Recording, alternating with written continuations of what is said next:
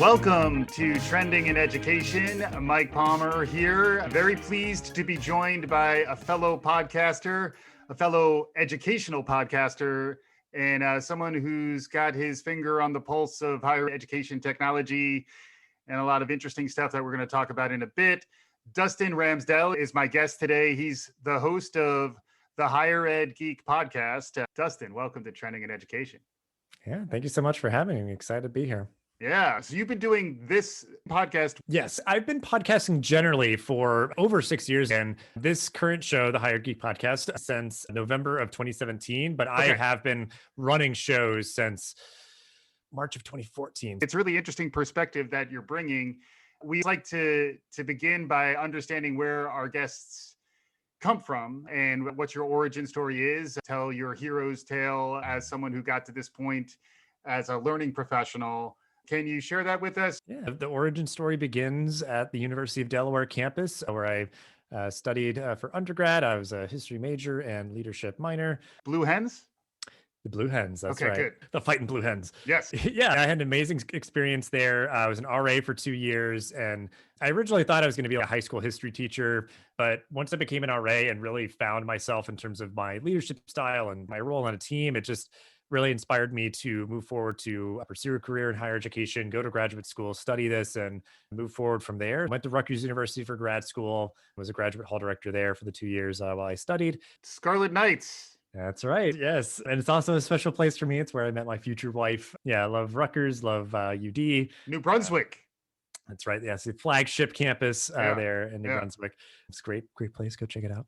Yeah, spent 2 years there. After I graduated, got a full-time campus-based role as a resident director at a school up in Maine while my wife was going to grad school, which I guess since we're naming universities, if anyone's familiar with Husson University, it's a very small private university up there. How do you spell that?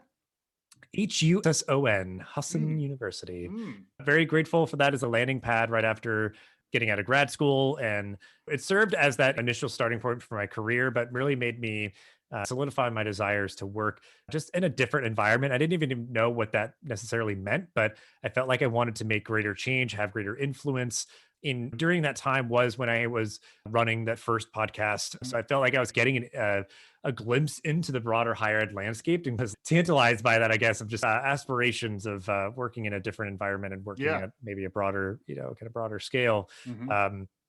So after that, I was able to get a job and kind of transfer into education technology, working at 2U. And I've been in that space since May of 2016. I really enjoy working in digital education, but also really having the opportunity to talk with people like you and continue to create content under now the Higher Ed Geek Podcast banner and trying to get out to conferences and do all that kind of stuff. And so I blog for a variety of different EdTech. Presence is one of them. Like I've been a writer for them, contributing just like a post a month for years. Some other random places, but it's just, I'm always thinking and geeking out about this stuff and just trying to keep an eye on what's happening. What are people talking about and how are they talking about it?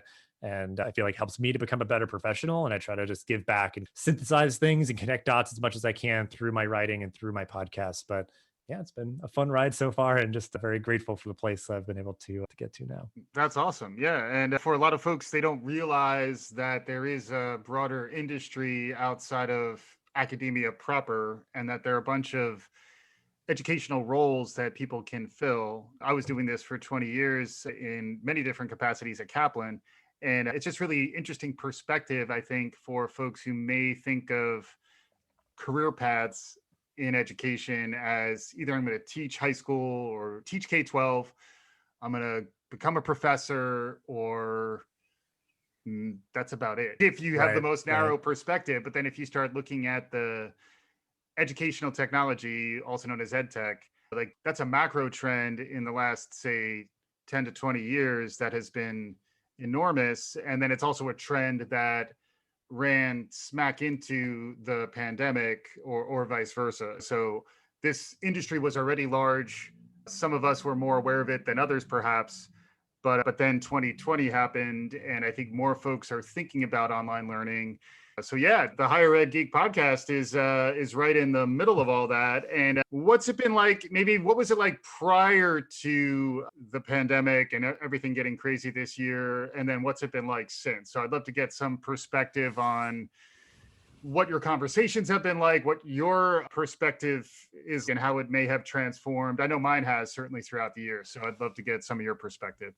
Yeah. Prior to this, my podcast, I felt like had a very broad focus, and that was intentional. I was just like talking to people about their higher ed experience and what they're geeking out about, and some people who worked in higher ed and some who didn't. And I felt like that was relevant and interesting because certainly we interact with so many students and they're on campus for 4 years and move on kind of thing. Like they're getting their degree and they go on to do amazing things. It was that lens of just higher ed and how it touches people's lives. Yeah, because the previous podcast I did was just super all into student affairs professionals all day, every day, posting every week for over 2.5 years. You went from narrow to much broader. Yeah. Yes. I needed kind of that like break. With 2020 coming on, I was already leaning towards the direction of, I feel working in EdTech, so many people reach out to me of like, how did you get in? Or what kind of roles are there? What kind of organization should I be looking at? So let me try to reach out to more of those people. And I was also, because these are related, I'll just mention in passing, I was pleased to be presenting at South by Southwest EDU in Austin in March. The first major casualties of the pandemic. Me too. We would have crossed paths down there.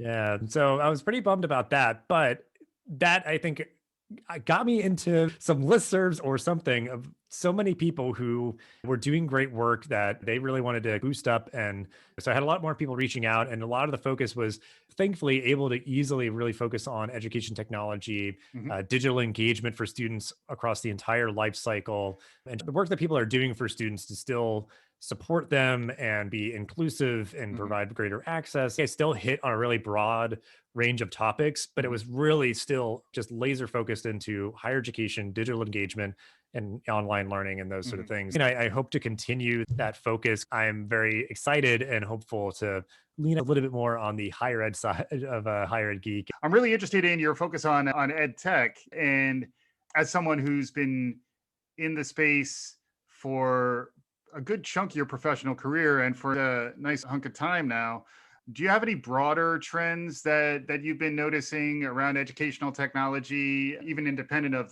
the pandemic? And then I frequently like to understand, did this crazy year accelerate trends? Did it slow them down? Did it send things in a different direction? But just from your experience doing podcasts about education over the last, say, 6 or 7 years, and being in the field, playing with your head up for, say, the last 10 plus years, any macro trends to begin with? Yeah, I think what we're seeing is definitely all the things I'll mention are being accelerated. I think that's the verb of 2020 for EdTech and higher ed is acceleration, maybe second to that, like disruption, but the things that were already moving are moving quicker. And those things that I have noticed are consolidation at EdTech, which kind of mirrors what's happening. A lot of institutions, brick and mortar colleges and universities are merging with each other to just stay afloat. So we're seeing that in EdTech a lot. Just the basic economic principle, I'm sure a lot of folks are familiar with, of just the economies of scale and all that. We need to be conscious of cost. We need to be able to provide a high level of service at the lowest price possible more often than not. So, that consolidation is happening. I'm seeing and I can give some examples of that and talk more about it more, but I'll give the 3 buckets of what I'm seeing. So consolidation, boot camps that are partnering with institutions for degree pathways. And I think this is noteworthy because these are often just digital education organizations that are disassociated entirely from credentialing institutions of higher learning. Like you just go to this boot camp for however long, and they're trying to market themselves as like a direct pipeline into gainful employment and the broader tech industry. But the fact that they're saying, okay, because there's a lot of like kind of presumptions that are embedded in this, but if you go to our boot camp, you have a direct pathway to move just quicker at accelerated rate towards degree and institution. I think that's really powerful. That it also makes it clear that these institutions matter. Their credentials are very transferable and very clearly understood by employers and just like a broader market. Yeah, that one is an interesting one, and I'm excited to get back into that one with you. And then lastly, esports. Personally, just super jazzed about this. Like we're seeing the kind of maturation of the collegiate esports space. So there's a lot of opportunity there and a lot of excitement and growth there. So couldn't be the Higher Ed Geek podcast without talking about esports in 2020. That's pretty spot on. That's also an interesting one to start getting out ahead on. And that's another one that I'd love to have you back to go deeper on esports in particular, because I think that's a space that frequently can maybe be ahead of the experience of a learning platform But if you can start to borrow from media and entertainment formats when you're thinking about designing learning media, that's something Hmm. I've been very passionate about really throughout my career, is that if you're always looking outside for what's emerging, and esports is a place where it's growing, there's a lot of investment in the technology, and even the folks who are engaged in it, both the playing of it and the watching of it, are of a digital profile that's very different from the way we historically have thought about higher education. So I'm gonna want to dive in a little more on that one. Yeah. We'll put our VR helmets on for that part of Right. the It's like a conversation. whole episode in and of Yeah, itself too. yeah, So yeah. exactly, exactly. So yeah, so those are some interesting areas to dig into. Where do you want to start? I think the consolidation is an interesting one. So, a couple of noteworthy things that I caught my eye. So, one of which, and I don't know if you have any insight. I feel like I keep bringing it up to people and nobody really knows what to make of it, but it Yeah, just isn't, at least on its face, clear about just the need of like economies of scale and just trying to navigate this very competitive space in edtech. Is that campus labs, iModules, and campus management all merge together to create Anthology, which is a company that is positing itself as being able to support the student experience through the entire life cycle. But they're three just disparate companies that kind of were collected together as little pieces through yeah. these private equity firms and things. But that's just clear that that is certainly appealing and makes it a very large organization in the ed tech space that can just go to a campus and say, we can work with you on recruiting students, supporting students, engaging alumni, and it was all these different aspects. So like Yeah. that's pretty big because we're seeing people like the OPMs of the world also trying to be like, we can give you the entire life cycle of support, all just baked into this one partnership Yeah, versus and it being kind of just for like folks who may ad not hoc. understand the acronyms, can you just describe what an OPM is? Online program manager. So typically companies that are supporting digital education efforts at any institution. So, Yep. So like 2U, for example, right. is probably the one that folks hear the most about, and you have experience with what they got going on. And yeah, and it's those types of programs that are providing a collection of services which are digital first, typically, are likely to be a place where higher education is also going to look for guidance and leadership through a pandemic year where suddenly everything had to move online. And it is interesting to understand how those ecosystems are integrated into a user experience that is actually coherent and friendly to not just students, but also educators and staff and even parents now. I just because it is a different year where I think like the whole context in which people are understanding their higher ed experience is becoming much more digitally centered. The other thing that I was thinking of when you were talking about the consolidation is this is very newsy. Like when we're recording this, it's within days of Salesforce's acquisition of Slack being announced, which to me is almost a level parallel to what I think you're describing in EdTech, which is just these larger technology firms who have some kind of platform advantage and some capital behind them are creating these integrated ecosystems in a way that the smaller startup components can't. It's becoming this collecting and aggregating of technologies. Do you have any perspective on who's doing that? What kind of problems happen when folks don't do it? I think the premise is with this anthology are like Salesforce and all that. Higher ed institutions use Salesforce and like a Yeah, lot use Slack and all that. And I think they right. would want to continue that momentum if you're buying into this suite where you're getting everything you need. And, OPMs market themselves as well that way. But what increasingly is also interesting is we're seeing fee for service models proliferating quite a bit. Is that tuition rev shares lost its luster and like being able to pick and choose where it's where, okay, you have the whole suite, but actually we just want these three things. Mhm. So I think, and to be clear, I work now at Noodle, which is a competitor to 2U, Yeah, still in the OPM space, but we were sure. some of the drivers of that fee for services. I think that it's like the idea that you're positioned to be able to do anything, but you then partner with just doing some things Yeah. with an institution because certainly, again, like with declines in international enrollment and just all of these kind of headwinds that institutions are facing, they need to be really mindful of their budgets versus just, okay, we're paying for all this stuff that we don't even need, or Right. just that greater flexibility. I think a lot of these OPMs and different companies, I think, are doing a good job with that, Mhm. which I think is really valuable to to everyone, that they're figuring out a model that's sustainable for them and sustainable for institutions and more Right. conducive to their needs. Yeah. So just general tip of the hat to those folks. But, and I think too, another one that's noteworthy headline, the consolidation is K-12 made a few acquisitions in like boot camps and certificate programs, and now calling themselves Stride Education. But they're, again, positing themselves as like, we support lifelong learning. We have all these little pieces, again, and they can just give that broad spectrum of support. And again, as a value for an organization, I think that's really powerful. But Right.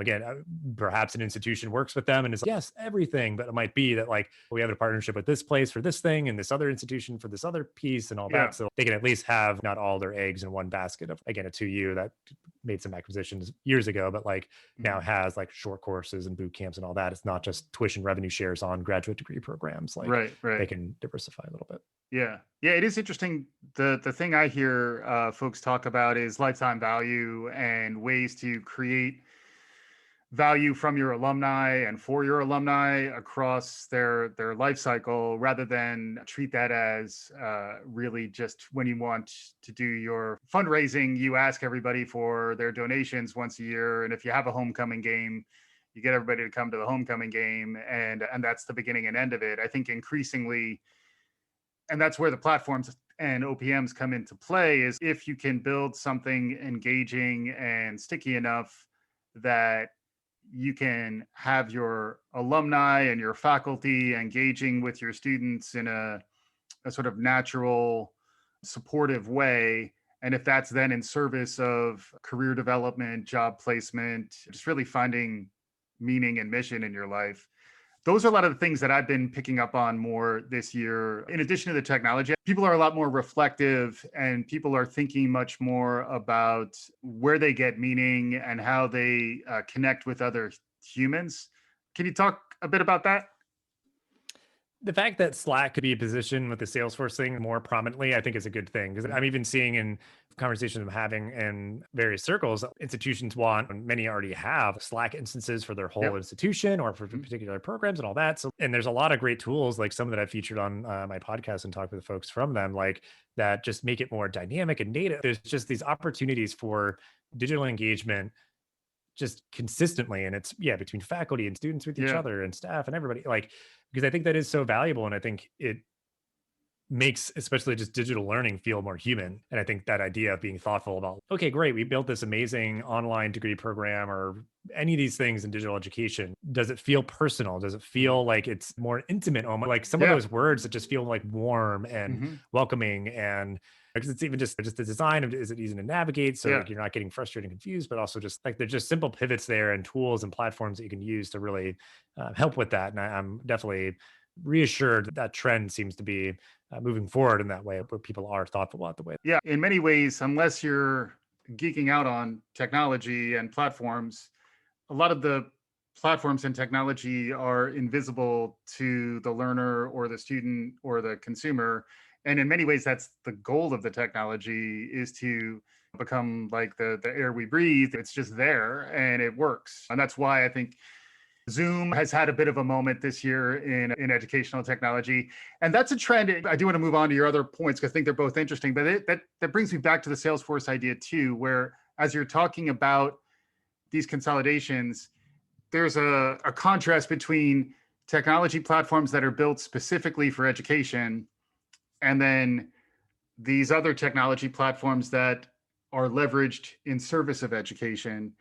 And do you have any perspective on that? Because that's something I've been thinking more and more about. Is it going to be, Zoom and Slack, or is it going to be Anthology or some sort of e-learning focused platform that ultimately wins the day? It's interesting because I think things that are education first, they sometimes just get beaten down by these like the stuff that's coming from the private sector and from business. The idea of Salesforce as the system of record to track interactions and stuff, Campus Labs, that was part of this huge merger, has its own essentially kind of tracking system that you can use. And like the idea that I feel like they probably maybe lost some market share, and that's why it's okay, we can plug these three things together to come create something that's greater than the sum of its part. Like they create a combo with each other and multiply each other in a way. So I'm inclined to say that these things from outside education are going to come in and I think contour themselves and adapt to the needs of the space. But Yeah, because I think it's interesting. We've been seeing that there's a pilot or beta stage thing called class for Zoom or something. I'm now spacing in the Mhm. exact wording, but like they're saying like Zoom's great, but we should like put these kind of things on top of it. So Yes. that's almost okay. Anybody who wanted to be like the education first video conferencing platform, like that's Yeah. one more nail in their coffin that like Right. somebody's like, no, everybody's just using Zoom, right? So we might as Mhm. well just put a plug in on top of it that makes it a little bit more education focused. So it's like, Yeah. all right, they're going to probably be the tool to beat. Right. So it's almost like a challenge. And that's just a healthy competition in the space, for better or worse. So Yeah, I tend to like the idea of having your learning stack in higher ed to be similarly platformed to what your working stack's going to be once you get a job. So if you're interested in landing a 21st century job, a job of 2021, it's likely you're going to be on Zoom a ton. You're going to be on Slack, most likely, if you're in a software development type role. So I do think the universities who are thinking about designing their ecosystem with some preparation in those platforms will give their learners a head start. The flip side is like the LMS data integrations around learning just seems like something that the bigger players in technology just don't want to wrap their heads around. So that's the space that I think the personal learning record, who leads in that space and how is that connected to higher education and boot camps is going to be a really interesting thing to watch in the next 10 years. I'd love to get your perspective on that, but I'd also like us to begin to maybe pivot in that direction too. If we are thinking about getting a job at the end of the line, that is one thing that the boot camps really build into their operating model. Is part of why you sign up for a boot camp is that they're going to help you with job placement on the other side. Higher ed doesn't have as good a reputation of doing that. Any perspective on any of this? Yeah, I mean, definitely to kind of segue because there's definitely a clear connection. I think that idea of building your personal learning network and these things, I think that is definitely a sleeping dragon that has been growing because I think there's a lot of people trying to figure that out. And what I hear sometimes is, okay, sure, maybe, they're entertaining the notion, but how do we make sure that these things are translatable to the broader marketplace? They're almost getting ahead of themselves, but everything's going to catch up to them eventually and they're going to Yeah. be in a really strong position. Mhm. And right now, at least, boot camps are the ones that are addressing where we are literally just teaching you only the skills that you need. It is just just a straight line Yeah. between point A and point B. Mhm. They had, I think, a few years ago, a couple of rocky moments because it was these organizations that were just charting open waters on their own Yeah. and they struggled. And I think we're seeing just a few that survived that tumultuous time. And so the two ones that are really noteworthy are Thinkful. Thinkful has a partnership now with Southern New Hampshire for a degree pathway, and then Kenzie Academy has a partnership with Western Governors. And I think that's the idea is they're going to be symbiotic. Obviously, the institution is appealing for them for recruitment. These boot camps, it's appealing to them because I think it adds some credibility and it's clear. No, the things that we're teaching are valuable. See, Yeah. you can complete this boot camp and then be in a very strong position to actually get a credential, which like everybody, it's validated by the broader marketplace. Maybe you complete the boot camp, you get a great job. If say you wanted to go into management, you could then be like, okay, yeah, I'll go to Southern New Hampshire to get a Right. degree in business administration or something. So that's, I think, an interesting thing that boot camps, I think, are absolutely here to stay. And the ones that are the ones that are connected to institutions. Anybody who had any illusions of the death of the university because of MOOCs and boot camps and all that, the ones that are sticking around are the ones that are associated with these venerable institutions that are clearly here to stay. And we're now augmenting the work that's been typically happening brick and mortar and Yeah. Ivy kind of institutions. So I always joke it's like cyborging. It's not like Mhm. everything's just going to be robots and automated Yeah. or whatever. It's no, we're being augmented by technology. So we're still human. We're still us. We're still going to do things the Right. way that we've done them, but just maybe Right. a little bit smarter. Yeah. Um, The interesting thing I think there as well is the difference between a certificate and a credential and a degree. And in many ways, it's somewhat reminiscent to me of the standardized tests that manage admissions to higher ed. Is that even if it's flawed, people need a way to measure the same set of measurements against something being valid, reliable, credit worthy. That's something that higher ed arguably spends too much time on, but it spends enough time on it that it has a perspective. And then that gravitas of the traditional 4-year plus degree from these universities partnering up with boot camps that can move faster and be more responsive to the job marketplace on the emerging new economy skills. That does make a lot of sense to me. I'd love to get some perspective from you on the difference between the certificate and the credential and the degree, and how higher ed is navigating that, and how some of these new technology platforms are trying to help. Yeah, I can even just briefly speak from some personal experience. I'll give a shout out to University of California, Irvine. They have a pretty robust kind of division of continuing education, I believe is their title for it. I would say the anteaters, but I don't know. I don't, yeah, That I was just a guess. don't know. Yeah. But yeah, they have a pretty robust library of short courses. And again, just speaking to my love of esports, they have an esports management, which is now a certificate program. It used to be a specialized studies program. Right. And that's a whole other can of worms of differentiation there. Now you can get a certificate in so many different things. And it's the idea that those certificates more often not are through an school of arts and sciences or a school of education, school of continuing learning. So it adds that credibility to it. And boot camps, again, a lot of them are they're not accredited institute. Like you're just going to a boot camp for a period of time, you get skills, and they have these partnerships and stuff like that. The idea that I think there's a proliferation of different kinds of credentials. It's not just associate's, bachelor's, master's, PhD. It's you could get a certificate in any number of different areas, which for me, I have bachelor's in history, master's in higher ed, and then getting a certificate in esports allows me to really specialize and focus and say, yeah, I can weave all that together and differentiate myself out in the career marketplace and everything. I think it's, again, the idea that like the classics are going to be here to stay, but that people can, we're just talking about, go to a boot camp, have a degree pathway, and then even then what we're seeing is like what people call like the stackable credentials is that, you take a bunch of short courses, then you just opt in to say, I would like to get a certificate. And then if I get enough certificates, almost, it's like that kind of puts you toward a master's or something, like depending on the level that you're at. So it is really cool just to see, because, what I did initially, I was just taking short courses on their own with no real end goal in mind. I just was interested. But the fact now, it's like, actually, if I take one more, I can get an esports management certificate. That's the idea of how people, I think, especially in kind of a lifelong learning context, are increasingly going to be navigating what they need to learn about and where they want to learn it. So really cool to see. Yeah. And I'm going to try to segue here, so bear with me. And that those certificates, those credentials, how you keep track of them is something that, when you think about esports and the way that is gamified, badgified, the whole competitive dynamics and the badges and the medals and the awards and the esteem that you get in that space, it is interesting to start thinking about that as a parallel ecosystem from which higher ed might be able to borrow some insights.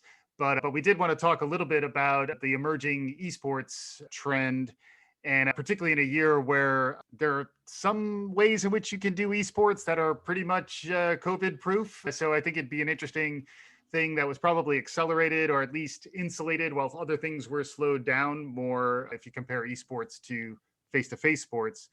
But any thoughts on esports? Yeah, a lot of what we've talked about is learning from industry and the outside world, as it were. And I think, esports is growing as a global industry on its own. And it's now partially a talent pipeline that we're seeing even in high school. There's high school programs and now collegiate programs and all that. So as the industry grows and matures, there's need for these esports management short courses for people that want to either break into the industry or formalize their learning. And then there's all these different jobs, because really what we're seeing is that esports is modeling its growth after traditional sport. Like they're trying to build their organizations in a way, and a lot of them are part of the conglomerates of these sporting corporate groups and whatever. But there's just so much opportunity there, especially this year where I think it probably really dug its roots in pretty deep, where it's an amazing digital engagement opportunity for colleges to put their brand out there in a way that's really relevant to especially a young male audience who can tend to be difficult to engage and recruits for higher ed. But it is a career, again, if you're just looking for booming industries that you may want to throw a lasso around, it's because, there's people who are professional players in these games, but there's also the coaches and the people who are doing the marketing for these organizations and doing the operation. They're increasingly complex and robust and specialized organizations, to where there's going to be students that you have where it's, I'm a marketing major, but I'd love to work for an esports organization. It's like, okay, let's at least offer electives in esports for marketing and business majors and that sort of thing. It's really fascinating. And it is just a good example of a trend of this year of a thing that is dynamic and flexible given the year's circumstances, but also where industry's influence is being felt pretty prominently in higher ed. Yeah, it's also interesting, as you were talking, it did make me think more about entrepreneurship and what it's like to get in on a startup, which is another almost parallel career development model to higher ed. If it's almost an alternative, at least in terms of the myth of Zuckerberg and Gates. It's not even a myth; it's true. They left their college to start a software company.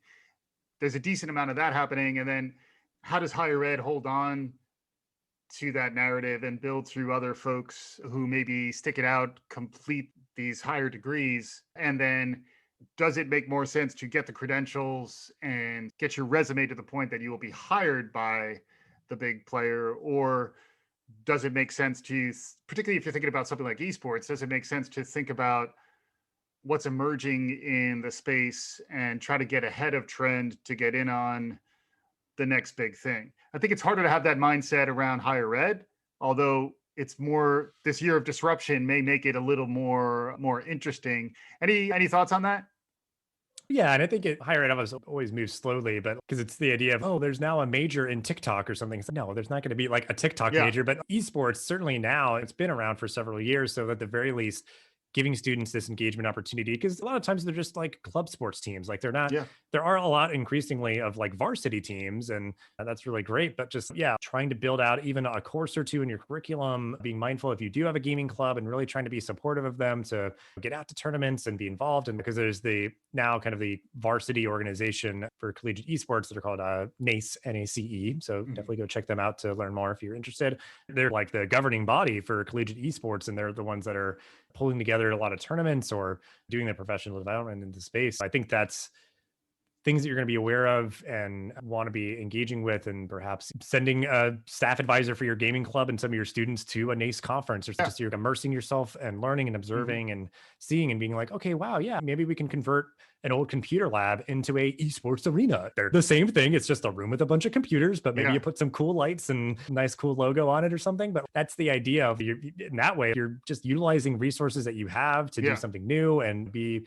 more current, and at the very least just being aware of what's happening and then proceeding accordingly. It may be that like we may never have a varsity team, but we at least have a very well engaged club sports team for Super Smash Brothers, and they go off and do a tournament. We're supportive of that, and we understand like what they need and like the learning that they are craving and the career opportunities and those sort of things. Yeah, it's obviously just, it's literally, I think, what you do on this show, which is so great. It's just like having a general awareness of these things, and then you can proceed informed to see what makes sense for your student body, what makes sense for your campus, your team, your department, any of those kind of things. Cause it's just definitely very applicable, esports in particular. Like it's applicable to a lot of different people in career services and student activities. And to me, I always harken back to Marshall McLuhan, the medium is the message. In this case, if you're a university who can have an esports club, at least to start, the people who start that club are demonstrating that entrepreneurial instinct to get that thing together, and then starting to understand how to navigate that as this whole thing evolves, to me is really interesting. Reminds me a little bit of cybersecurity too, as like an emerging space where there's that desire for the august credential that you get from higher ed, but it's so emergent that the people who are really at the cutting edge of it are almost defining the space by doing it. It's a really interesting interplay, I think, between the more stable institutions that kind of command respect, but at the same time may not be able to innovate fast enough. And then to your point, they're looking for the right dance partner, which in many cases might be the boot camp, but it also could be a boot camp on the esports industry, for example. So lots of really interesting connections to be made around all that. We're coming close to time, Dustin. So as we wrap up, I always like to conclude by asking my guests for any other trends, particularly something maybe outside of what we discussed so far that you're noticing. It's been a very crazy year where lots of things that were moving in one direction are now moving in another direction. You talked about the word of the year, accelerate. Anything else that we haven't talked about so far that's capturing your imagination, or do you want to dive a little deeper on something we've already talked about? The floor is yours. Thanks again for appearing. It's the Higher Ed Geek Podcast, and you're Dustin Ramsdell. If folks want to learn more about you or follow you or anything, anywhere they should go? higheredgeek.com, and then you'll find all my social media on there. And maybe I'll Podcast is like posted everywhere, so go find Yeah. that as well. And Yeah. just so very much appreciate the opportunity here to talk about all this good stuff and Yeah. hopefully connect with folks who are listening. Yeah, but then as we're wrapping, like we want to have this. Why I want to have people listen all the way to the end, because you're gonna impart a little nugget, whatever it is. It could be anything. It could be something you saw on Netflix the other night. It could be a recommendation in terms of a delivery service. It's Christmas, end of year, holidays, Sure. ideas around that gift for that certain someone in your life. Whatever you want, we'll be happy with what you give us. In true geeky fashion, because I'm super excited about it. Not related to higher ed, but just definitely a trend of this year, because some of this is just like hot off the presses. It's because Warner Brothers 2021, every theatrical release going to be out on streaming. So that idea of that's going to shift a lot. That's huge in terms of just how people consume entertainment. And just to me, that's just a hugely positive thing, is that you can go to the theater if you want, but also you can watch it at home, and just more people being able to access. Because I guess it's the idea of there's obviously just we're awash in content. So more people are creating their art, putting it out there into the world. It's that much more accessible. We're now getting to see these major motion pictures in the comfort of our home or in theaters or both. So it's just a wide, wonderful world of entertainment and all these things that are happening, and just more great content. That's a win in my book. And I'm sure that's certainly parallel to higher ed, just more great education getting out to more people. So all good things. And when our podcasts are available in the theaters, I'll be the first to go. But Dustin Ramsdell, thanks so much for joining. And for our listeners, thanks as always for listening. If you like what you're hearing, tell a friend, write us a review, share us through your social media platform of choice. This is Trending in Education. We'll be back again soon.